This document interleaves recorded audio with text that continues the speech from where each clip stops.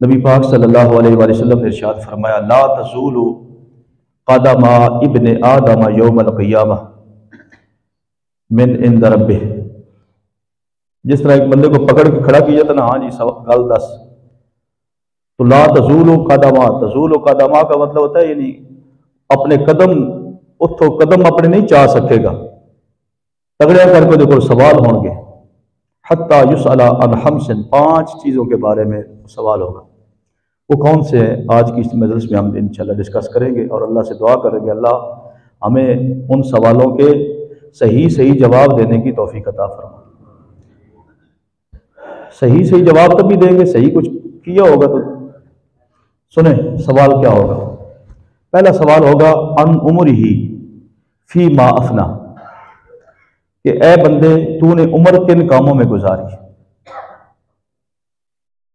ए बंदे तुमने अपनी उम्र 60 साल 70 साल 50 साल 40 साल जितनी भी तूने उम्र पाई दुनिया में, फी मा अफना, इसको कैसे स्पेंड किया, कैसे गुजारा, बता, इसका हिसाब दे।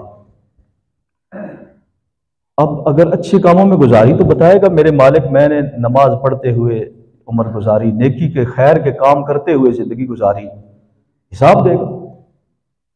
क्या इंसान ये गुमान करता है कि उससे कोई पूछ कुछ नहीं, उसको कोई पूछने वाला नहीं? खबरदार, ऐसी चीज नहीं है, बल्कि अपने रब को उसने जवाब देना है।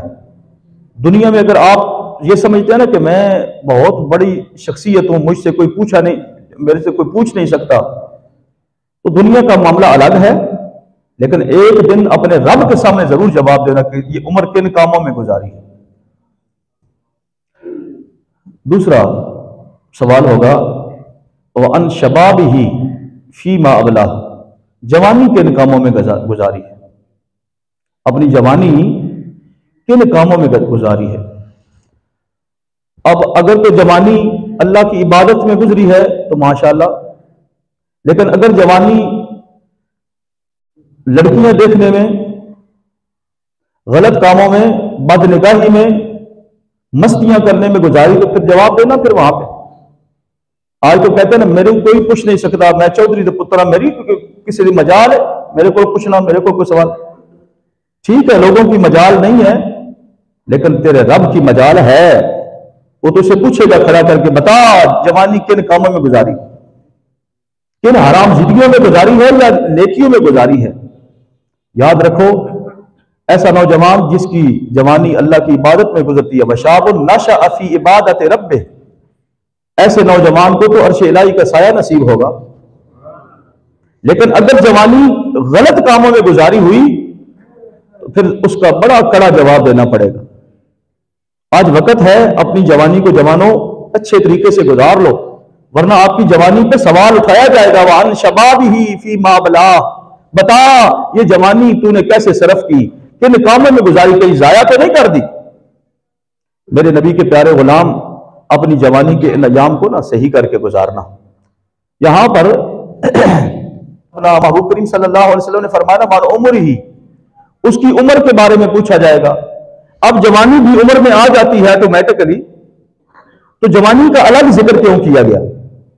जब बंदे से पूछा गया कि तेरी उम्र किन कामों में गुजरी है, तो इसी उम्र के अंदर जवानी भी आ गई, सारा कुछ आ गया, लेकिन जवानी को अलग क्यों जिक्र किया गया। सुभान अल्लाह। इमाम तीबी ने इसका जवाब दिया, इसका जवाब यह है क्योंकि जवानी ये ऐसा वक्त होता है, मिसाल के तौर पर अगर एक जवान आदमी नमाज अदा करेगा, कयाम बड़ा ठीक ठाक करेगा कि नहीं, रकू सही तरीके से करेगा कि नहीं, सजदा सही तरीके से करेगा कि नहीं। एक बूढ़ा आदमी बाद वक्त बैठ के नमाज पढ़ रहा होता है, इसका मतलब जवान वाली नमाज और उसमें फर्क है कि नहीं। तो जवानी के अंदर नेकी भी बड़ी फिट की जा सकती है और इसी जवानी के अंदर गुनाह भी बंदा इसी लेवल पे फिर करता है, इसलिए जवानी के बारे में खास पूछा जाएगा। मेरी बात समझ आई कि नहीं। यानी खास यानी जवानी यानी जो तेरी जिस उम्र में बंदा कादिर होता है कुछ करने या न करने पर। अब एक बुजुर्ग आदमी चारपाई पे लेटा हुआ है, 100 साल उसकी उम्र हो गई है, उसको अगर कोई ज़ना की दावत देगी तो क्या करेगा। लेकिन एक जवान को तो इशारे की जरूरत है, इस बात को इशारों से समझो। नबी पाक सल्लल्लाहु अलैहि वसल्लम ने फरमाया वान शबाब ही फी मा बला, जवान से उसकी जवानी के बारे में जरूर पूछा जाएगा। बता तेरी जवानी किन कामों में गुजरती रही। अगर तो जवाब इस सूरत में हुआ, मेरे अल्लाह मेरी जवानी तेरी इबादत में गुजरी, तो उससे कोई ढकी छुपी चीज नहीं है, मैंने अपनी जवानी तेरी इबादत में गुजारी, रसूलुल्लाह सल्लल्लाहु अलैहि वसल्लम की अताअत में गुजारी, फिर तो बात समझ आती है। लेकिन अगर जवाब ना में हुआ कि या अल्लाह मैं तो जवानी बड़े गलत कामों में गुजारी है, आज नौजवान गलती करते हैं और उस पर गलती पे इतराते हैं, 10-10 लोगों को उस पर गवाह बनाते हैं, मैं इंज कर देता सी, मैं राती इंज कर देता, मैं राती इंज कर देता। गौर कर, अपनी जवानी के लम्हात को ना अल्लाह की इबादत में गुजार, नबी पाक सल्लल्लाहु अलैहि वसल्लम की अताअत में गुजार। तीसरा फरमाया वान माल ही, इंसान से उसके माल के बारे में सवाल किया जाएगा। माल के बारे में दो किस्म के सवाल होंगे, माल के बारे में दो किस्म के सवाल होंगे। एक सवाल होगा मिन ऐना इक्तसबहु, इसको कमाया कहां से है, माल कमाया कैसे है, ये तीसरा सवाल होगा। और चौथा सवाल होगा माल लगाया कहां पे है, फीमा अनफकहु, मिन ऐना इक्तसबहु तो मतलब क्या है, कमाया कहां से है, यानी हलाल तरीके से कमाया है या। आज अगर कोई आलिम आपको बताता है ना ये सूद का कारोबार छोड़ दो, तो छोड़ दो, वरना फिर अल्लाह ने तो सवाल करना है। आज अगर किसी की जरूरत नहीं ना तुमसे सवाल करना कि सूदी कारोबार क्यों कर रहे हो, हराम क्यों खा रहे हो, चोरी चिकारी ये वो फलां ढिमकान, ये सारे हराम के जराए क्यों अपना रहे हो, रिश्वतखोरी क्यों कर रहे हो, फरार धोखा ये सब कुछ क्यों कर रहे हो, आज अगर तुझसे कोई पूछने वाला नहीं ना तो तेरा रब तुझसे जरूर पूछने वाला है। वो तुझे देख रहा है, तेरे अमाल को सब कुछ देख रहा है, तुझसे पूछा जाएगा तेरे माल के बारे में। मिन ऐना इक्तसबहु, बता कमाया कैसे था, कमाई के बारे में सवाल होगा। आज लोग कहते खैर है, आना चाहिए जिधर मर्जी आवे, जिधर मर्जी नहीं, तेरी मर्जी नहीं चलेगी, मर्जी शरीयत ही चलेगी। नबी पाक सल्लल्लाहु अलैहि वसल्लम ने फरमाया अल्लाह करीम की तरफ से सवाल होगा, बता माल कमाया कैसे था, वो जराए आमदन बता जरा कैसे थे, अब बता जरा, बीमा को हलाल करने वाले अब बता जरा। मेरी बात समझ आ रही कि नहीं। मेरे नबी के प्यारे गुलामों, पूछा जाएगा कि हलाल तरीके से कमाया था या हराम। अगर हलाल तरीके से कमाई है तो सुभान अल्लाह, क्या बात, बड़ी शान होगी वहां पर। अगर आपने इस सवाल का जवाब ये दिया कि मेरे अल्लाह मेरा जरिया आमदन क्या था, हलाल का था। अगर जरिया आमदन हराम का निकला तो फिर जहन्नम इंतजार कर रही है। वफीमा अनफकहु, चौथा सवाल होगा इस माल को लगाया कहां पे है, इस माल को चलो ठीक है कमाया हलाल तरीके से था, लगाया कहां पे है, क्या अताअत के कामों में या गुनाह के कामों में, ये सवाल होगा। हमारे सामने अल्लाह ने नेकी और बद्दी के दो रास्ते रखे हैं और हमें अल्लाह करीम ने अकल अता फरमाई है ताकि हम खुद गौर व फिक्र करें। वहदैनाहुन नजदैन फलक्तहम अलअक़बा वमा अदराका मल अक़बा। मेरे नबी के प्यारे गुलाम, अल्लाह करीम ने हमारे सामने ये रास्ते रखे, अब हम खुद सेलेक्ट कर रहे हैं। यहां कुछ लोग बुरा सेलेक्ट करते हैं, कुछ अच्छा सेलेक्ट करते हैं। तो माल के बारे में ये भी सवाल होगा, कमाया कहां से, और ये भी सवाल है लगाया कहां पे था। तो आज कंजरों पे उड़ाने वालों, खुसरों पे पैसे फेंकने वालों, इस पैसे का सवाल, इसका हिसाब देना पड़ेगा। बच्चे चलो ठीक है कमाई तो तेरी हलाल की थी, ओके हो गया। हलाल कमाने वाला ना इस तरह उड़ाता भी नहीं, ये भी याद रखना। जिसको पता हो ना, जिसको फिक्र हो मैंने बड़ी मेहनत से और बड़ी मशक्कत से मैंने हलाल तरीके से कमाया है, वो फिर इस तरह हराम कामों में उड़ाता भी नहीं। वो बड़ा सोच समझ के कदम उठाता है। जिस तरीके से वो हलाल कमाता है इसी तरह उस माल को फिर हलाल तरीकों पे और हलाल सूरतों में लगाता है। वो कहता है मैंने इतनी मेहनत से कमाया और आज ऐसे उड़ा दूं।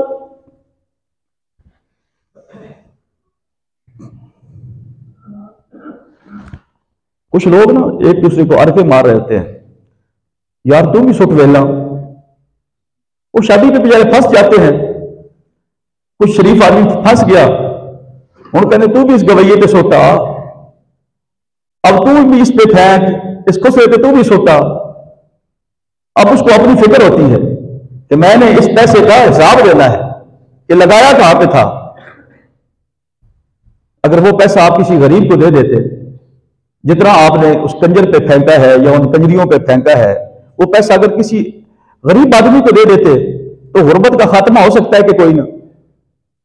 इतनी वो दिल से दुआएं देगा आपको। तो इसलिए मेरे नबी के प्यारे गुलाम, अपनी आमदन पे भी गौर कर, अपने अखराजात पे भी गौर कर। अल्लाह के जो रजा वाले काम हैं उसमें लगा। आमदन भी अपनी हलाल की हो, आपका अखराज भी क्या हो, हलाल का हो। हमारे नबी सल्लल्लाहु अलैहि वसल्लम ने हलाल कमाने वालों को पसंद फरमाया है। मैं अक्सर वो हदीस सुनाता रहता हूँ, आज फिर सुना रहा हूँ। नबी पाक सल्लल्लाहु अलैहि वसल्लम ग़ज़वा तबूक से वापस आए।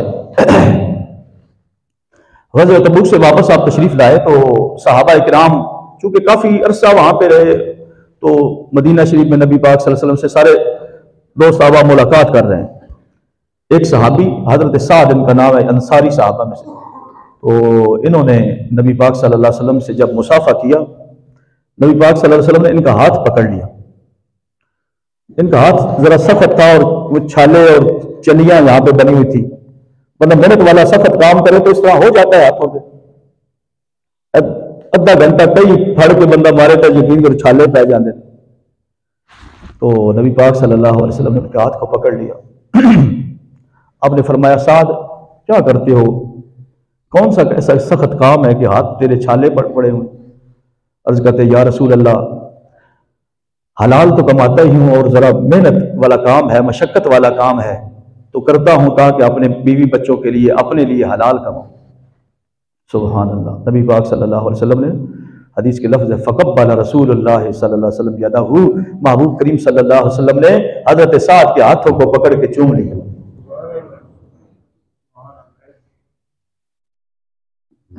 बेटा बाप का हाथ चूमे बात समझ आती है, बेटा मां का हाथ चूमे बात समझ आती है, लेकिन बाप बेटे का हाथ चूमे, ये जरा बंदा रुक जाता है कि आखिर कौन सा ऐसा खैर का काम बच्चे ने किया कि बाप इतना खुश हो रहा है। उम्मती नबी का हाथ चूमे तो बात जल्दी समझ आती है, नबी उम्मती का हाथ चूमे बंदा रुक जाता है। यार इतना अजीम इंसान कि जिसका हाथ इमाम उल अंबिया सल्लल्लाहु अलैहि वसल्लम चूम रहे हो, वो कितना अजीम इंसान होगा। और उस अजमत की वजह क्या थी? हलाल कमाना। उस अजमत की वजह क्या थी? क्या उसका हाथ दूसरे हाथों से खूबसूरत था? बल्कि खूबसूरत तो बजाय नहीं था, छाले पड़े हुए तो खूबसूरत कहां से होता है। लेकिन हाँ, अल्लाह के हाथ वो हाथ खूबसूरत है, क्योंकि वो हलाल कमाता है, हलाल खाता है, हलाल जगह पे लगाता है। ये बात हलाल कमाने वालों को तो जल्दी समझ आई होगी, जिनका सिस्टम ही पूरा अजीबो गरीब है, उनको कैसे ये बातें समझ आई। बहरहाल क़यामत वाले दिन सवाल होगा तेरे माल के बारे में कि ये माल मिन ऐन इक्तसबहू, आया कहां से था, कमाया कैसे था, वफीमा अनफकहू, इसको कैसे लगाया था, कहां पे लगाया था, खैर के कामों में लगाया था या बदी के कामों में लगाया था। मरते हुए लोग वसीयत बड़ी अजीब कर जाते हैं, हालांकि मर रहे होते हैं, चाहिए तो था, वसीयत कर जाते हैं, जरा मेरा माल कुछ मदरसे को दे देना, मेरा माल कुछ मस्जिद को दे देना। तो खैर के वसीयत करते। यकीन करें, लोगों की वसीयतें सुनकर दिमाग जो है ना वो बोझल हो जाता है बात सुनकर, कि मरते हुए भी वसीयत किसी बेगैरती की कर गए। अल्लाह अकबर। फिर फरमाया, पांचवा जो सवाल है वो सवाल होगा, माजा अमिला फी मा अलिमा, इल्म के मुताबिक अमल किया या कोई ना। अल्लाह करीम ने तुझे इल्म अता फरमाया तो अमल किया कि कोई ना। आज अगर कोई पूछे ना नवाज, तू मामा लगना है, तू मेरे को क्यों पूछता, चलो ठीक है भाई, तेरे को नहीं असी पूछ सकते, असी तू चौधरी वड्डा, असी लिस्से लोग, असी कमजोर लोग, लेकिन तेरा रब कमजोर कोई नहीं, उस तेरे को पूछना है। उथे फिर आखी तू कौन होंदा मेरे को पूछने वाला, उथे फिर आपके लिखावी जरा। अल्लाह को वो लोग सख्त नापसंद हैं कि जिनको दीन की तबलीग की जाती है आगे से आकर खानी करते हैं। अल्लाह को वो लोग सख्त नापसंद हैं। क्या वहां आकर कर सकेंगे अल्लाह के सामने? जब अल्लाह ने पूछा कि इल्म के मुताबिक अमल किया कि कोई ना, अपनी उम्र किन कामों में गुजारी, अपनी जवानी के लम्हात किन कामों में गुजारे, क्या वहां पर कुछ कह सकेगा फिर अल्लाह को कि तू कौन होना पूछने वाला? अल्लाह अकबर। अल्लाह फरमाता है, मैं हूं पूछने वाला, मैं हूं पूछने वाला। ये दुनिया दारुल इम्तिहान है, यहां पर तू शुतरे बेबुहार की तरह नहीं आया था कि यहां जो मर्जी करता फिरे, तुझे पूछने वाला कोई नहीं। दुनिया के अंदर तू इस ओहदे पे अगर है, तुझसे पूछने वाला कोई नहीं, लेकिन याद रख ये ओहदे आर्जी हैं, ये फानी है। एक दिन दुनिया से पर्दा करना है और अपने रब के सामने जवाबदेह होना है। इसलिए ये जो 5 चीजें मैंने आपके सामने अर्ज की, इनका दोबारा टाइम की मुनासबत के साथ बात सुन ले। नबी पाक सल्लल्लाहु अलैहि वसल्लम ने इरशाद फरमाया, ला तज़ूलु कदमा इब्ने आदम यौमल क़ियामत मिन इंद रब्बि, अपने रब के सामने से, अपने रब की बारगाह से बंदा कदम नहीं उठा सकेगा हत्ता युसअल अन खम्सिन, यहां तक कि इन 5 बातों का जवाब देना पड़ेगा। समझे? उसके पांव हिल नहीं सकेंगे। ला तज़ूल का मतलब होता है वहां से स्लिप नहीं हो सकेंगे, वहां से कदम नहीं उठा सकेगा, उसकी पांव वहां जकड़ दिए जाएंगे। रुक जा, बता जरा अपनी उम्र के इन कामों में गुजारी, अपनी जवानी के इन कामों में गुजारी, अपना माल कैसे कमाया, कहां पर लगाया। ये 2 सवाल है। माल के बारे में ना 2 सवाल होने हैं। उम्र के बारे में पूछा जाएगा कि उम्र के इन कामों में गुजारी। जवानी के बारे में स्पेशली, इसकी मैंने थोड़ी वजाहत कर दी कि जवानी वैसे तो उम्र में ही आ जाती है, लेकिन स्पेशली जवानी का जिक्र अलग किया गया। उलमा ने इसका जवाब दिया। उसकी वजह यह है कि क्योंकि जवानी में बंदा गुनाहों पे भी कादिर होता है और बुराई पे भी कादिर होता है। या तो जवान अगर नेकी करेगा तो तगड़ी नेकी करेगा, गुनाह करेगा तो फिर गुनाह भी बड़ा तगड़ा कर देगा। अब एक बूढ़ा आदमी नेकी भी करेगा तो रो रो के, जिस तरह मैंने 1-2 मिसालें पेश की। अब बूढ़ा आदमी नमाज पढ़ रहा है, कमर में तकलीफ है जी, मैं रकू नहीं कर सकता, घुटने में तकलीफ है, मैं सजदा नहीं कर सकता, तरह तरह के उसके साथ बेचारे के साथ दिल उसका कर रहा होगा, लेकिन वो अल्लाह की इबादत उस लेवल की नहीं कर सकेगा बुढ़ापे की वजह से।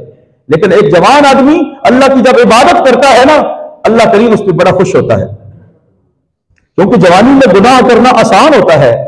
तो जब गुनाहों की दुनिया छोड़कर जवान नेकी की तरफ माइल होता है तो अल्लाह करीम बड़ा खुश होता है, अल्लाह के फरिश्ते बड़े खुश होते हैं। ये बंदा और शैतान चीखे मार के रोता है। जब जवान आदमी अल्लाह के सामने सजदे में सर रखता है ना, शैतान की चीख निकल जाती है, रोता है कि ये जवान आदमी, ये इसको तो मैं उंगलियों पे नचाता, लेकिन ये अल्लाह के सामने झुक गया, मेरे शर से बच गया। इसलिए मेरी गुजारिश नौजवानों से बिलखसूस होगी कि मेरे भाइयों, ये अपनी जवानी के लम्हात को ना अल्लाह की इबादत में गुजारे। मैंने बुखारी की हदीस इसके साथ अटैच आपको सुनाई।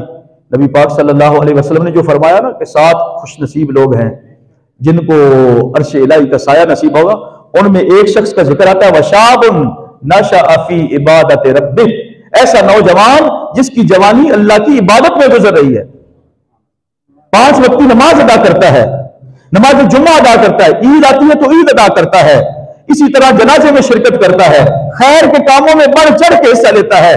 ऐसा नौजवान अल्लाह को भी पसंद है, अल्लाह के रसूल को भी पसंद है। तो इसलिए सवाल तो होना है जवानी के बारे में, तो फिर इस जवानी को मस्तानी करके ना गुजार, इस जवानी को रब करीम और रसूलुल्लाह सल्लल्लाहु अलैहि वसल्लम की अताअत में गुजार, खैर के कामों में गुजार, ताकि उस वक्त सवाल का जवाब देने में कोई हिचकिचाहट महसूस ना हो, बल्कि बड़ी आसानी से तू जवाब दे, मेरे अल्लाह मैं गुनाह कर सकता था लेकिन किए नहीं, मैं कादिर था इस बात पर, लेकिन मैंने या अल्लाह तेरी रजा के लिए इन गुनाहों को छोड़ दिया, तेरी रजा के लिए तेरी इबादत में सारी जिंदगी करता रहा। अपनी जवानी के इन खूबसूरत लम्हात को मैं खैर के कामों में मैंने गुजारे हैं। और याद रखो, बुराई की तौफीक न मिलना ये अल्लाह की बहुत बड़ी नेमत है। कुछ लोग कहते हैं मैंने तो कोई लड़की यार 2 नंबर ही नहीं लगता, यार मैं ऐसा हूं, उस शुक्र कर तुझे नहीं मिल रहा, ये अल्लाह की तुम पर बहुत बड़ी नेमत है कि अल्लाह तुम्हें उस बुराई से बचा रहा है।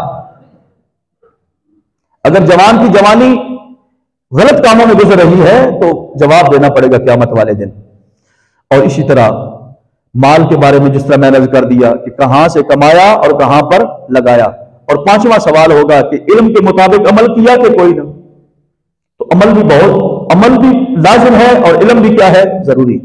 इल्म होगा तो अमल करेंगे ना, नमाज आती होगी तो पढ़ेंगे ना, रोजे के मसाइल पता होंगे तो रोजे रखें। इसी तरह ज़कात के बारे में मसाइल सीखेंगे तो ज़कात, मतलब यह है अमल भी जरूरी है, इल्म भी क्या है, जरूरी। यानी ये दोनों चीजें लाजिम और मलजूम है। इल्म और अमल क्या है, लाजिम मलजूम है। इल्म के बगैर अमल को नहीं और अमल के बगैर इल्म। फरमाया सुल्तानुल आरिफीन सुल्तान बाउली, फरमाया इल्मो बाद जो फकर कमावे काफर मरे दीवाना हो।